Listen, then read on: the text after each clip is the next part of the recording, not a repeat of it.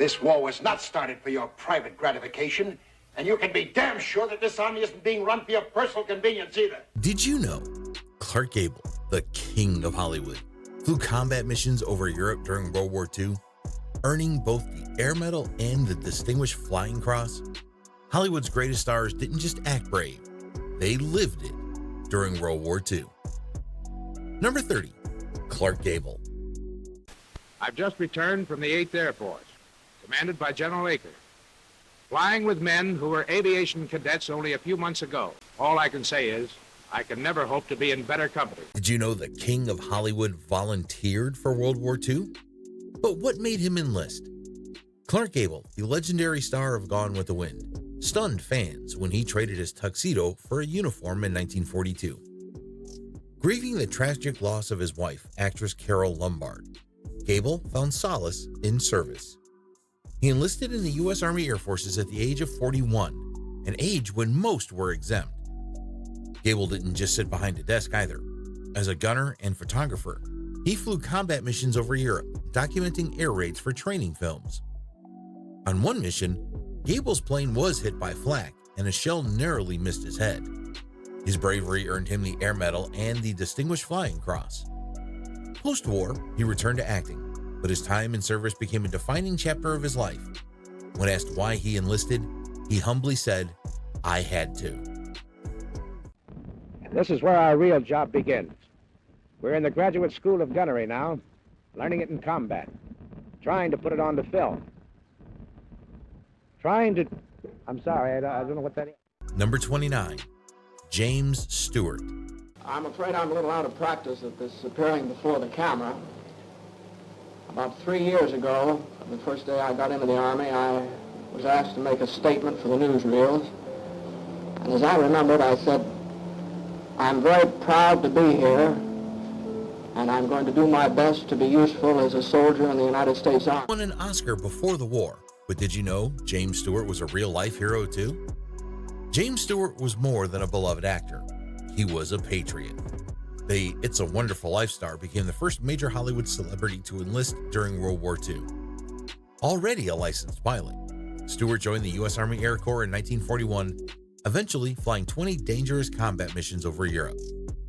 Rising to the rank of Brigadier General in the Air Force Reserve, Stewart was a leader on and off the battlefield. Fellow airmen admired his humility and courage. Once after a grueling mission, Stewart was seen quietly comforting younger pilots, saying, "It's okay to be scared. It means you care." Well, that statement still goes, except that now I have my own outfit, the Heavy Bombardment Group. So we are very proud to be here, and we're going to do our best to be useful as soldiers of the United States Army. Thank you. Number 28, Henry Fonda. 8:40, we were the last ones across. We were getting set to blow it. Did you see the bridge blown? No, but I saw the engineers setting the charges. Hey, wait a minute. What the hell? Did you know Henry Fonda left Hollywood at his peak to join the Navy? What drove this acclaimed actor to trade scripts for service? In 1942, at 37, and amid a thriving film career, Henry Fonda made a surprising decision. He enlisted in the U.S. Navy. Despite his age, Fonda was determined to serve, stating he didn't want to be a fake in a war studio. He began as a quartermaster third class on the destroyer USS Satterley, but his dedication quickly earned him a commission as a lieutenant junior grade in air combat intelligence. Fonda's service was distinguished. He was awarded the Bronze Star and the Navy Presidential Unit Citation for his efforts in the Central Pacific. His wartime experiences deeply influenced him, adding authenticity to his later roles, such as the iconic Mr. Roberts. It's like Casey says, a fella ain't got a soul of his own, just a little piece of a big soul. The one big soul that belongs to everybody. Number 27, Douglas Fairbanks Jr. Just discovered as being there. The king was inspecting us before we went on this very famous, disastrous convoy to Russia. Imagine a Hollywood heartthrob masterminding secret naval operations. Douglas Fairbanks Jr. did just that during World War II. Son of the silent film legend, Fairbanks Jr. was already a star when he joined the U.S. Navy in 1941. Assigned to British Admiral Lord Louis Mountbatten's commando staff, he was inspired by British deception tactics. Fairbanks proposed a similar unit in the U.S. Navy, leading to the creation of the Beach Jumpers, specialized in tactical cover and deception. These units played pivotal roles in operations like the invasion of Sicily. For his innovative contributions, Fairbanks received numerous accolades, including the Silver Star and the Legion of Merit. It is with great regret that we record the death of Douglas Fairbanks at the age of 56 in his Hollywood home. Of recent years, his screen appearances have been rare, but Douglas Fairbanks will always be remembered, one of the most vital personalities of the cinema. Number 26, Lou Ayres. Mr. Donovan intends to dominate the international financial scene. And a fatal accident will occur to all who happen to stand in his way. Imagine starring in a major war film and then refusing to fight in a real war. Lou Ayres did just that. Best known for his role in All Quiet on the Western Front, Ayres became a conscientious objector during World War II, a decision that shocked Hollywood and the nation. He was labeled a coward, and theaters boycotted his films. But Ayres didn't shy away from service. Instead, he volunteered as a medic in the Pacific Theater, risking his life without carrying a weapon. He once said, "I felt I could serve my country best, not by killing my fellow man, but by saving him." His bravery under fire earned him 3 battle stars.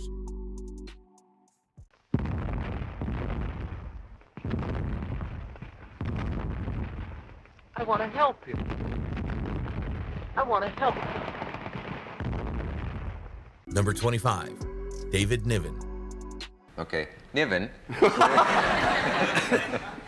When the Second World War broke out, a lot of actors went into the Army, and you got a telegram. Were you summoned in? No, I actually wasn't. I was not on the reserve of the British Army, but I did the, waving the sword thing. Yeah. Did you know a Hollywood star participated in a top-secret mission during World War II? Meet David Niven. Before gracing the silver screen, British actor David Niven served in the military. At the outbreak of World War II, he returned to England and was recommissioned as a lieutenant. Niven didn't just serve. He joined the commandos and took part in the invasion of Normandy. He also worked with the Army Film Unit, starring in films like The Way Ahead to boost morale. In a daring deception operation, Niven helped recruit an actor to impersonate General Montgomery, misleading German intelligence. His wartime contributions earned him the U.S. Legion of Merit and the French Croix de Guerre. Niven's seamless transition from actor to soldier and back highlights his versatility and dedication. He once quipped, "I will, however, tell you just one thing about the war, my first story and my last. It is the story of the men who fought and died, and it is their story, not mine." And a fighter plane came over and dropped a whole bag of them, and they dropped them on McLean. And so he had this big bag of iron crosses, and he gave me one. I had it for a long time during the war. So you were here on our side and their side, on their both. side. Yeah. Tired of expensive, low-effort script writers for your YouTube channel? Autoscripter.ai is the ultimate solution.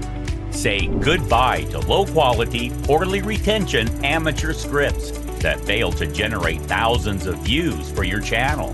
At a fraction of the cost, Autoscripter.ai helps your videos go viral. In just 3 steps, Autoscripter.ai creates a polished script tailored to your needs.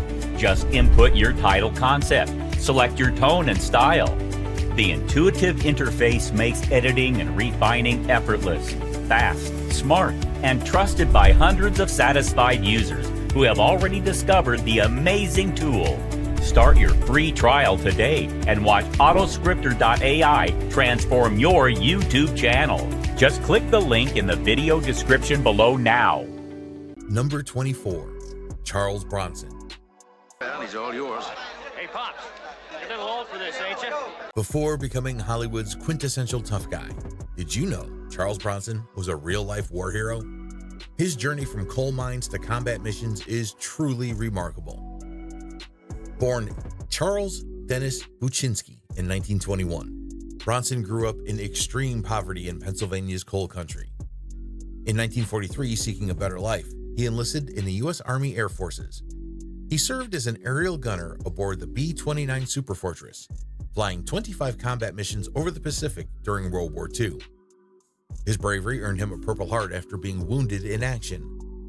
Bronson's wartime experiences instilled a resilience that later defined his stoic on-screen persona.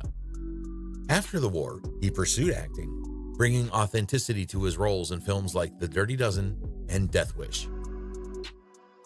You get your big boss up there to snap his almighty fingers and say, Steve Boland, you're no longer in a clink. You ain't even in uniform. You're back home with your girl, Ruby, and you're out on the town living it up like you used to. Number 23, Tony Curtis. Tony Curtis is the great imposter, the true story of the world's greatest hoaxer. All right, boys, you can come out now. Either he's the bravest man I ever saw. Did you know that before charming audiences worldwide, Tony Curtis witnessed the Japanese surrender in Tokyo Bay? His naval service is a fascinating chapter of his life. Born Bernard Schwartz in 1925, Curtis enlisted in the U.S. Navy during World War II, inspired by stars like Cary Grant. He served aboard the USS Proteus, a submarine tender, and was present in Tokyo Bay during Japan's formal surrender in 1945. This pivotal moment left a lasting impression on him. After the war, Curtis utilized the GI Bill to study acting, eventually changing his name and captivating Hollywood with his performances in classics like Some Like It Hot and Spartacus. I'm gonna buy me a pair of buckskin shoes with a brand new suit and a silk shirt. And I'll be Charlie Potatoes coming down the street with a Panama hat and a good-looking... Number 22, Kirk Douglas. Got a whale of a tale to tell you lads, a whale of a tale or two, about the flapping fish and the girls I've loved on nights like this with them. Before becoming Spartacus, did you know Kirk Douglas hunted enemy submarines during World War II? His wartime service is as compelling as his on-screen roles. Born Ishur Danielovich, Douglas enlisted in the U.S. Navy in 1941, shortly after the Pearl Harbor attack. Serving as a communications officer aboard USS PC-1139, a submarine chaser, he was involved in anti-submarine warfare in the Pacific. In 1943, a depth charge accident caused severe abdominal injuries, leading to his medical discharge in 1944. Reflecting on his service, Douglas remarked, "I was young, strong, and felt I could help." After the war, he returned to acting, with his military experiences enriching his portrayals of complex characters.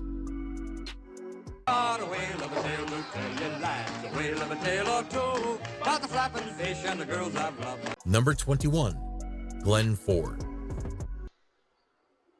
Oh, Bud said you did. You shouldn't believe everything you hear, mister. Oh, I don't. Did you know Glenn Ford served in both World War II and the Vietnam War?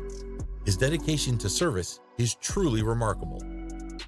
Born in Canada, Ford moved to the U.S. and began his acting career in the late 1930s. In 1942, he enlisted in the U.S. Marine Corps Reserve, serving as a sergeant during World War II. His duties included building safe houses in occupied France and being among the first Americans to enter the Dachau concentration camp. After the war, Ford continued his military involvement, joining the U.S. Naval Reserve and serving during the Vietnam War, eventually retiring with the rank of captain. His son, Peter Ford, noted, "He was one of those Ronald Reagan true blue American types." Oh, I'm sorry. Who are you? Number 20, Lee Marvin. Major Reisman, you are ordered by Allied command to select 12 general prisoners, convicted by courts-martial and sentenced to be executed or serve lengthy prison terms for murder, rape, robbery, and other crimes of violence. And you will deliver them secretly behind enemy lines in France to undertake a mission of sabotage that could change the course of the war. Did you know that before his Hollywood fame, Lee Marvin was a decorated Marine? His real-life combat experience is as intense as his on-screen roles. Born in 1924, Marvin enlisted in the U.S. Marine Corps in 1942, serving as a scout sniper in the Pacific Theater during World War II. He saw fierce combat in battles such as Anotak and Saipan. During the assault on Mount Topachau in Saipan, Marvin was seriously wounded by machine gun fire, which severed his sciatic nerve. This injury earned him a Purple Heart and led to a lengthy recovery period. Reflecting on his service, Marvin once said, "The Marines taught me how to fight and kill, but they also taught me about camaraderie and honor." Major John Reisman. There's a little of Major Reisman in every man, says Marvin. Tough and unyielding, yet compassionate. I think it's the best role I've ever been asked to play. You've all volunteered for a mission which gives you just 3 ways to go. Either you can foul up in training and be shipped back here for immediate execution of sentence, or you can foul up in combat, in which case I will personally blow your brains out, or you can do as you're told. Number 19, Robert Montgomery. Salson, do you suppose that is? Well, it might be the Mr. Salson who once wanted to shoot you. Did you know that Robert Montgomery was not only a Hollywood leading man, but also a decorated naval officer? His wartime service is a testament to his dedication and bravery. Born in 1904, Montgomery began his career in the 1920s, becoming a prominent actor and director.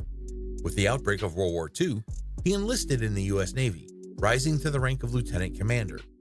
Montgomery served with distinction, commanding PT boats in the Pacific and participating in the D-Day invasion aboard the destroyer USS Barton. His leadership and bravery earned him the Bronze Star. After the war, Montgomery returned to Hollywood, where he directed and starred in films like They Were Expendable, drawing upon his military experiences. Well, I can see you two boys just wanted to be alone, so Rover and I'll go take a nap. You know, my grandmother always told me to take a nap before dinner in order to conserve my vitality for the serious drinking of the evening. Number 18, Tyrone Power. Tyrone Power, who has been piloting his own plane on a world tour, has just left for Ireland on his way back to the States. Did you know that Tyrone Power, Hollywood's swashbuckling heartthrob, traded his sword for wings during World War II? His transition from leading man to Marine Corps aviator is a tale of true heroism. Born in 1914 into a family of actors, Power quickly rose to fame with roles in films like The Mark of Zorro and Blood and Sand. However, the attack on Pearl Harbor in 1941 compelled him to serve his country. In 1942, at the height of his career, he enlisted in the U.S. Marine Corps as a private. Determined to contribute more, Power entered flight training and earned his wings as a Marine Corps aviator. He was assigned to VMR 353, a transport squadron, and participated in missions across the Pacific, including the perilous air supply and evacuation operations during the battles of Iwo Jima and Okinawa. Power's dedication earned him several commendations, including the American Campaign Medal and the Asiatic Pacific Campaign Medal with 2 Bronze Stars. After the war, he returned to Hollywood. I wonder if you could tell us something of your trip to Europe. The occasion of our stop here in England was to pick up some clothes and a script and a camera crew and so on, and to go over to Dublin to make a few shots for a forthcoming picture that 20th Century Fox is making. Number 17, Mickey Rooney.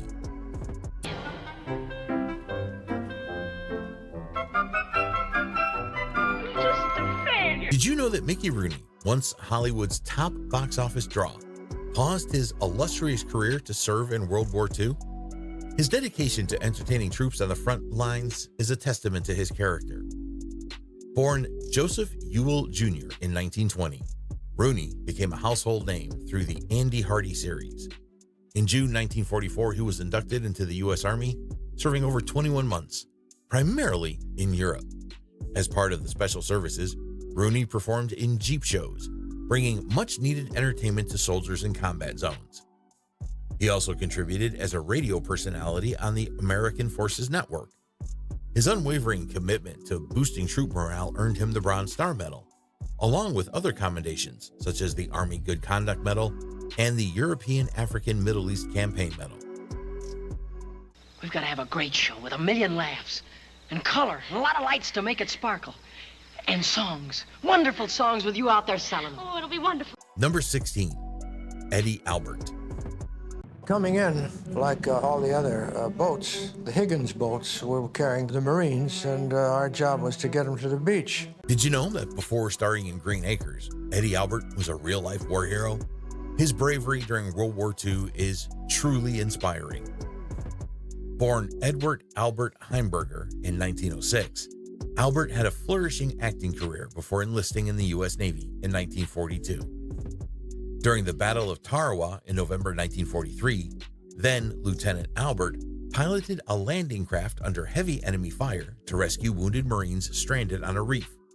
He made multiple trips, saving numerous lives, and was later awarded the Bronze Star with a Combat V for his heroism. Reflecting on his actions, Albert humbly stated, "I was just doing my job."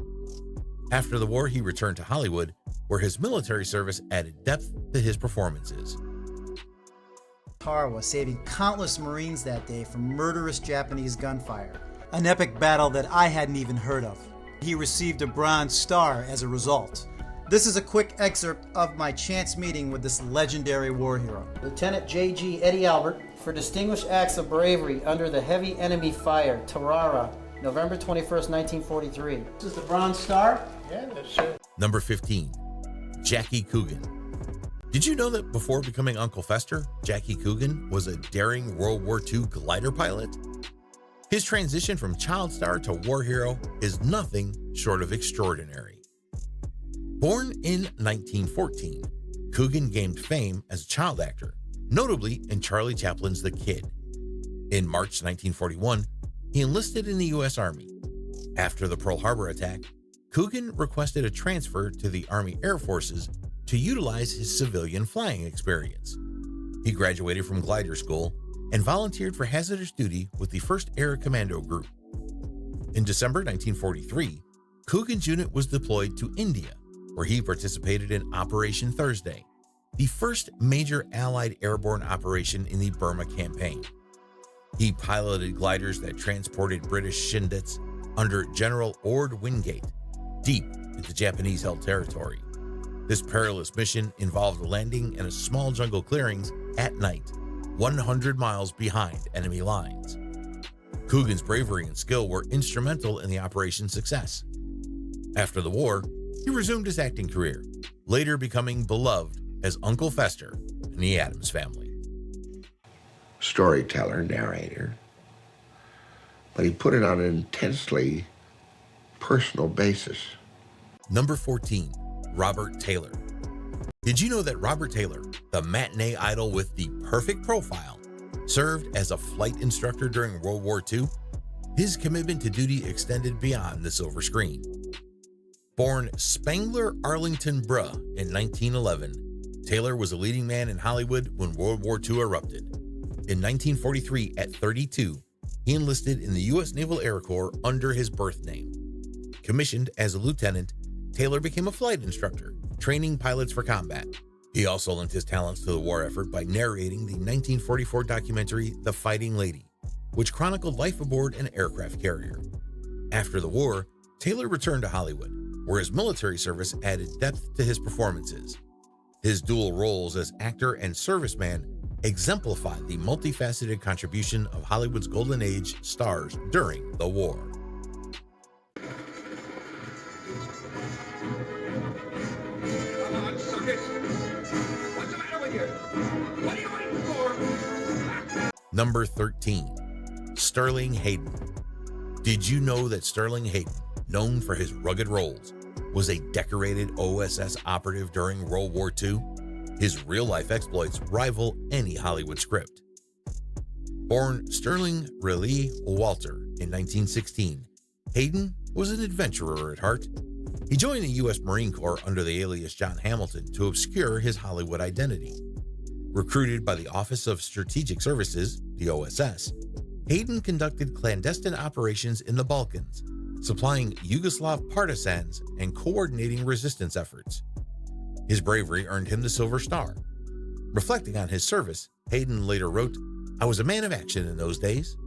After the war, he returned to acting.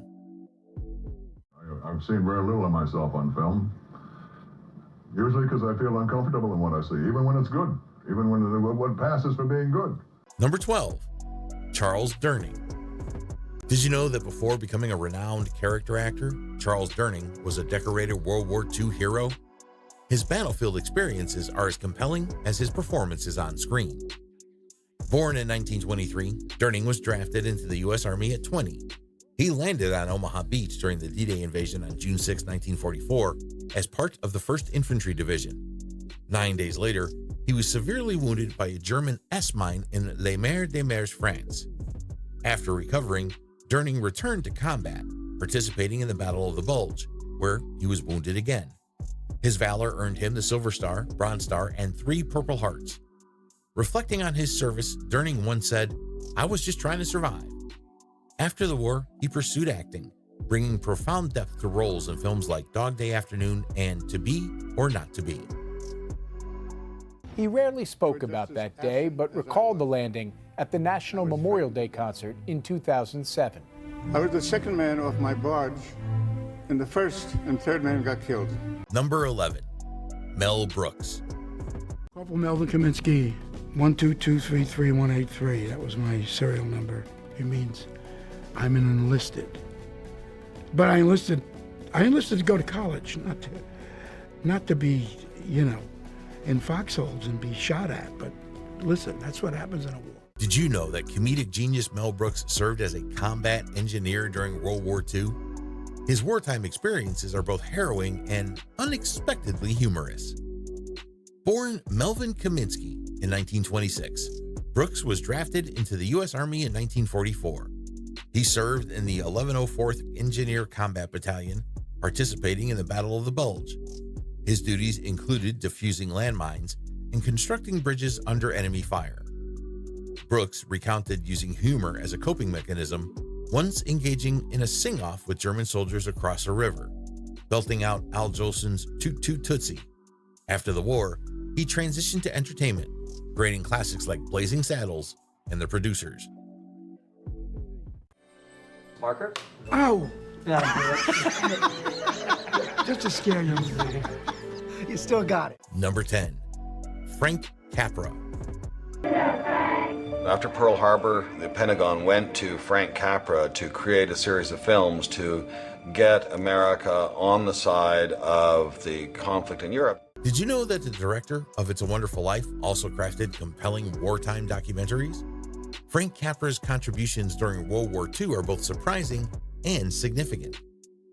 Born Francesco Rosario Capra in 1897, Capra was already an acclaimed filmmaker when World War II began. In 1941, he was commissioned a major in the U.S. Army Signal Corps. Tasked with countering enemy propaganda, Capra produced the Why We Fight series, a collection of 7 documentaries designed to educate American troops and the public on the reasons behind the war. These films combined enemy footage with new material to create persuasive narratives.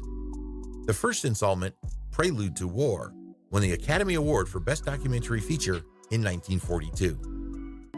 And no one was ever really a more dominant filmmaker of his era. Number 9, Brigges Meredith. Come on. Oh, wait. Before we go in, let me tell you a little about an English pub. Did you know that before portraying the Penguin in Batman, Brigges Meredith served as a captain in the U.S. Army Air Forces? His wartime role was as dynamic as his acting career. Born in 1907, Meredith had established himself on stage and screen by the time World War II erupted. In 1942, he enlisted in the U.S. Army Air Forces, achieving the rank of captain. Assigned to the Office of War Information, Meredith was instrumental in producing training films for soldiers. Notably, he starred in The Rear Gunner, 1943, a recruitment film aimed at inspiring airmen. His dedication to the war effort extended to portraying war correspondent Ernie Pyle in The Story of G.I. Joe in 1945, a film that highlighted the experiences of ordinary soldiers. So you know who that is? That's General Lee, head of the services and supplies. You know that he's got a lot of colored troops under him, and they're doing a big job over here. And I happen to know that General Lee comes from Kansas, and that his family fought for the Confederacy. Let's go and see what he says about it. Number 8, Robert Stack. Did you know before hosting Unsolved Mysteries, Robert Stack was a World War II gunnery instructor? His sharpshooting skills played a pivotal role in training naval aviators. Born Charles Langford Modini Stack in 1919, Stack was an Olympic-level skeet shooter before his acting career took off. In 1942, he enlisted in the U.S. Navy and, due to his exceptional marksmanship, was assigned as an aerial gunnery officer and instructor. He trained countless airmen in anti-aircraft gunnery, ensuring they were prepared for combat. Stack served aboard the USS Hancock and the USS Sitco Bay, earning several commendations, including the World War II Victory Medal and the Asiatic Pacific Campaign Medal. Reflecting on his service, Stack once remarked, "I found out I was on Hitler's hit list." After the war, he returned to Hollywood, bringing a sense of duty and discipline to his roles in The Untouchables and beyond. Sergeant. Yes, sir.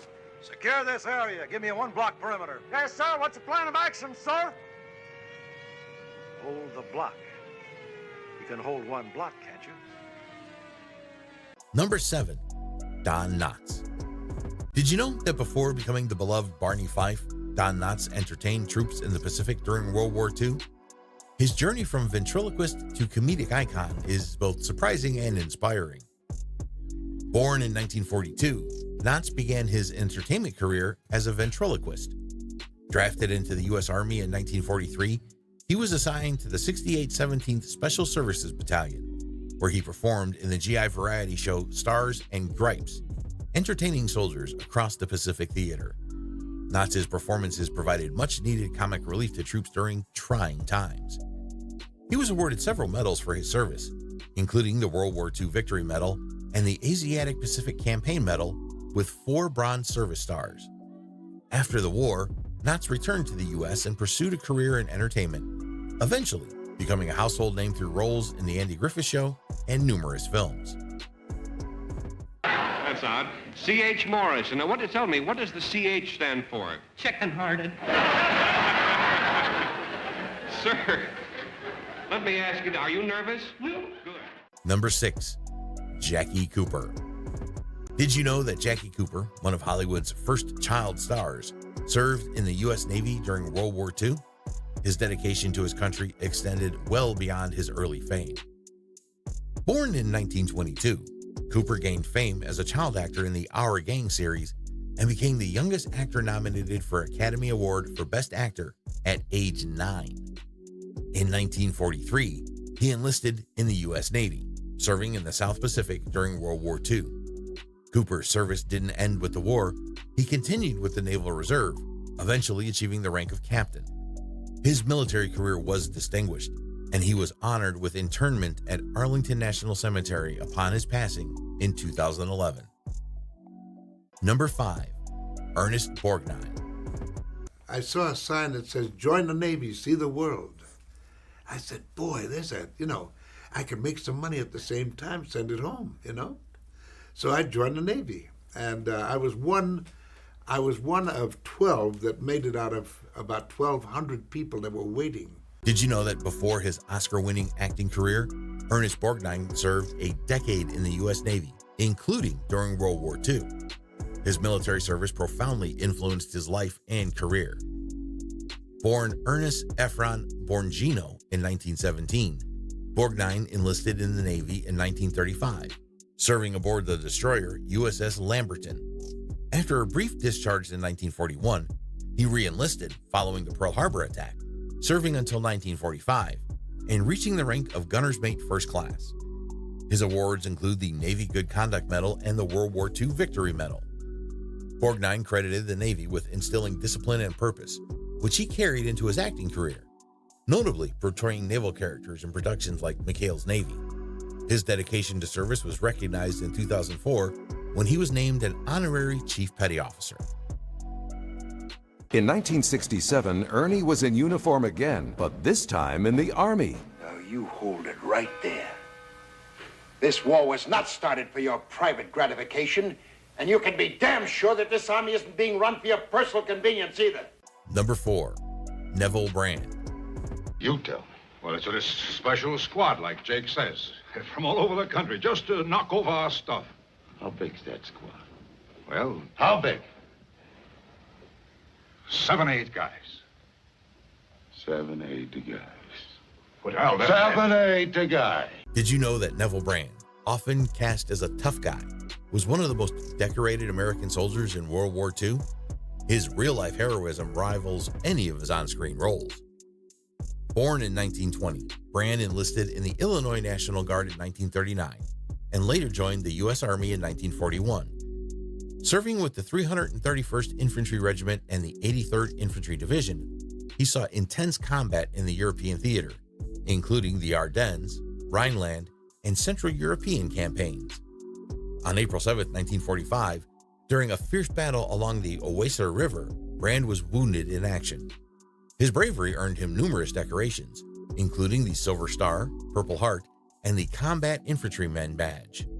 After the war, Brand utilized the GI Bill to study acting, leading to a successful Hollywood career with roles in films like Stalag 17 and Birdman of Alcatraz. Bit punks. You louse, you stupid, you yell. Stink in the box! I'm away for 10 months! 10 months! And we got a problem with this, Ness. A Ness. Well, I've had plenty of problems, and I took care of them. So now I'm back, and I'll take care of Ness. Number 3, James Arness. Did you know that James Arness, famed for portraying Marshal Matt Dillon on Gunsmoke, was a decorated World War II veteran? His wartime experiences profoundly impacted his life and career.